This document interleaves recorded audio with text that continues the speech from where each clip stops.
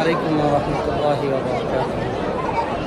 মসজিদে নববীর ঈদের দৃশ্য দেখেন। আমরা অনেক দূরে আছি, অনেক দূরে। যারা উমরা করে গেছেন জানেন এই এরিয়াটা খুবই দূরে। সারে সালামের যে ওভারব্রিজ আছে, ওভারব্রিজের নিচে আমরা নামাজ পড়তেছি। দেখেন কত লোক চতুর্দিকে।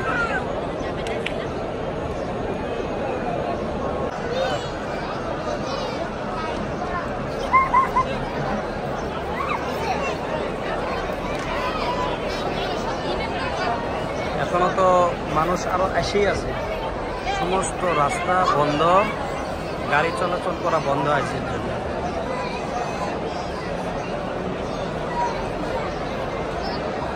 আমরা একটু দেরি করে এসেছি, ফজরের আগে আগে বাড়াইছি, যার জন্য আজকে আমাদের এই অবস্থা।